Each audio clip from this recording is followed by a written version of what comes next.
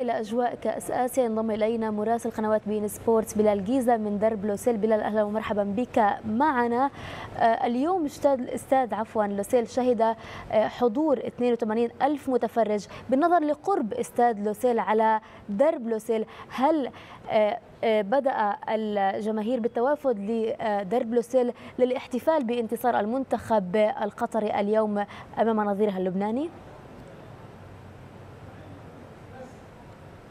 صحيح، وكذلك نطري بعد الخروج مباشرة من ملعب لوسيل الجماهير فضلت المرور هنا من درب لوسيل للاستمتاع بالفعاليات هنا، وأيضا الاحتفال بفوز المنتخب القطري. طبعا كانت هناك انطباعات بين فرحة وحسرة، ولكن حتى الجماهير اللبنانية اعتبرت هذه الخسارة بمثابة الاحتفالية بنظر الأجواء الكبيرة التي عاشتها اليوم في استاد لوسيل المونديالي.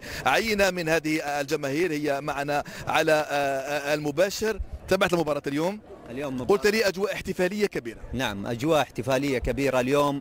الفوز صح النتيجة 3-0، لكن هناك فوز آخر هو حقيقة فوز نجاح بكأس آسيا كما نجحت الدوحة قبل كده بكأس العالم. اليوم الكرنفال يعني زاد زيادة، وبصراحة نحن كسعوديين نهنئ الدوحة والشيخ تميم وكل القائمين في المجال الرياضي عبر الاستوديو لجميع المشاهدين، نقول لهم مبروك نجاح افتتاح هذه البطولة العظيم.